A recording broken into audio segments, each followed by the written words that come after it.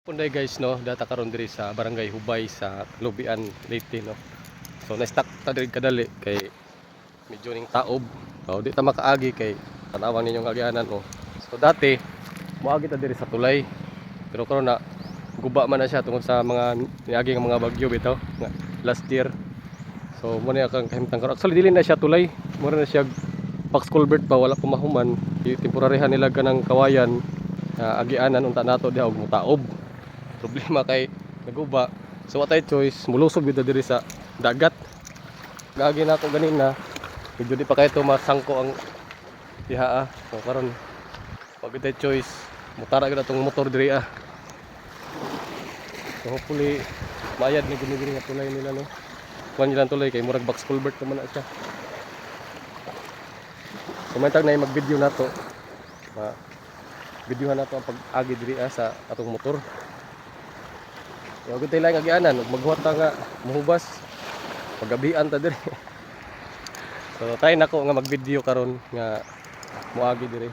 Mintag na i-take. May tao gud diri. Kita pa may na stuck diri ta atong motor ay. So na tayo gi-deliver dito sa eskwelahan sa Rafaelito High School. Yan diretso tag Kasiungan. So pag-agi nato intaas ng tubig. Ganina di pa kay to inana. Kasi kay mangita pa kung mo-video na ako diri nag-agi diha kay basig mabasa sa akong cellphone ba ibaw ba ka basa baras atong agianan medyo mukot-kot ra siya ba dili isa kay mudagan ang motor. Aw na kay kas na motor nga tiabot.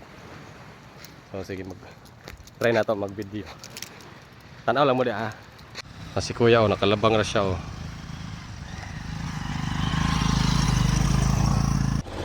Motabok o muuli?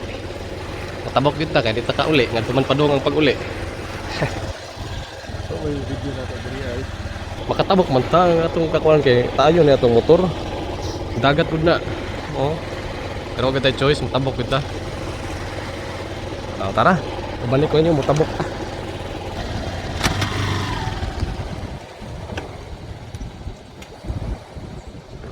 Ug giring kapito ako kabantay nga ang cellphone nga atong gibutang kay para unta mo video sa tuwa ba nahulog ting malasa.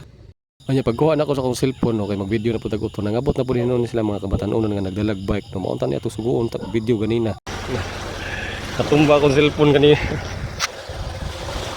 Dugay sa ang gihawasa gyud nato kay bukod sa tra ni gid mo kuyok.